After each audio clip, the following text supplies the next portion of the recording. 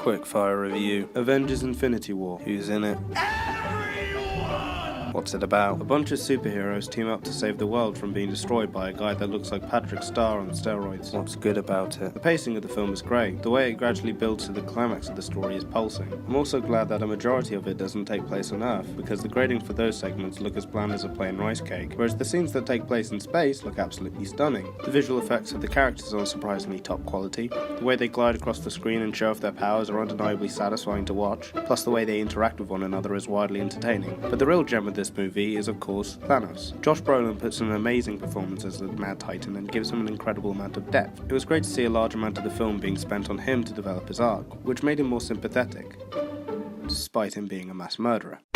One surprisingly fantastic performance in this film was from Tom Holland, who had an incredible emotional kick in one particular scene, which nearly drew me to tears. And seeing the amount of risk that is taken throughout the film really shows how much of a threat the villain is to the protagonists, in which we care about what happens to these beloved characters. What's bad about it? It doesn't really stand on its own as a film, especially for those who haven't seen any of the films prior to this one. It is mainly for those who've watched pretty much all the Marvel films of the last decade.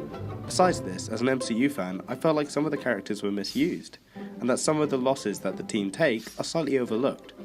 Furthermore, whilst it's great to see they're finally being risked, it doesn't feel permanent.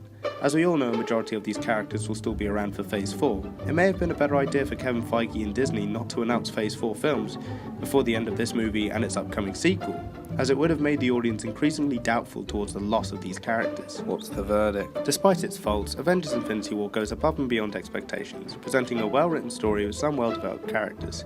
It presents its ensemble cast the best way it can and is directed exceedingly well. The threat of Thanos is everlasting throughout and is a thrill to watch, and the feeling of stakes being introduced into this movie made it feel so much more different to Marvel's other installments, and I hope it stays that way for future films. Therefore, my overall verdict for this film is to infinity and beyond! Adios.